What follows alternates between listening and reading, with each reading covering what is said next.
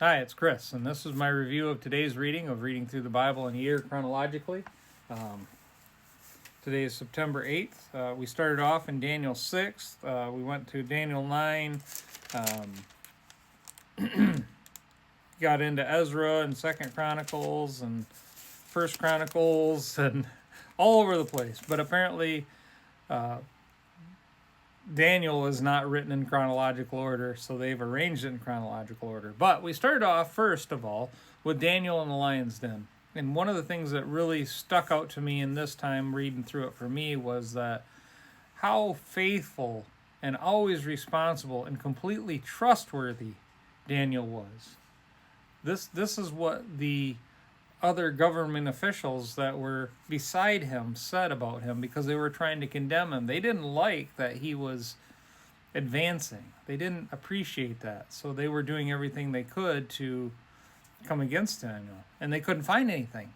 So they had to trick the king into doing something. And that's how they got Daniel in the lion's den. And God protected him. God saved him, and it backfired on them. They got thrown in. So how many times do we try to trick our way into something, or try to weasel our way, or try to avoid doing something where Daniel didn't? And later on we see where Daniel's praying for his people, and just so humble and so righteous and real before God. He's not hiding anything. He's not trying to gain anything. He's just praying earnestly. And he gets a message from Gabriel. He gets a direct message from an angel of God, and basically saying, Daniel, as soon as you began praying, the message went out.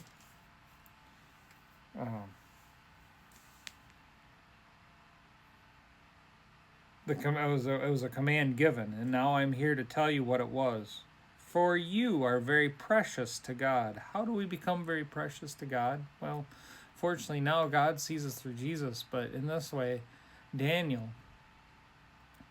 was completely trustworthy. Daniel was an exile, remember that. He was a prisoner. He was taken away from his homeland, and he was completely trustworthy with the king's orders and his business. He took care of things. He took care of people. Everybody trusted him to do what was right. Nobody had to worry about that. Are you completely trustworthy? I want to think that I am, but I get my own way on certain things. I want to be like Daniel. I want to be that completely trustworthy. I want to be precious in God's sight. We are, because Jesus sees us. We are forgiven, not from our own accord, lest any man should boast. He loves us. He cares for each one of us, and we are all precious in His sight. But for Daniel, that was a special kind of preciousness, and it's pretty neat to see and understand what character that God is trying to build in us. That humility, that complete reliance on Him, and the reliance to do what is right and do what is good, to treat people fairly and not be selfish, but try to put others' needs above our own. That's a hard thing to do. It's a very hard thing to do. But that's what gets God's attention. That's what gets God's attention. And then we see King Cyrus of Persia allowing the people go back to and rebuild the kingdom. We get the time frame from Daniel of when this is going to happen, but we get the release of the king of Persia. God has caused him to do that and give back all the things that belong to him, to Israel. Pretty cool. That's in 2nd Chronicles and Ezra that we read about that. But God can do anything. He does all things. He can change things, make things, and a lot of it has to do with our attitude about things, right?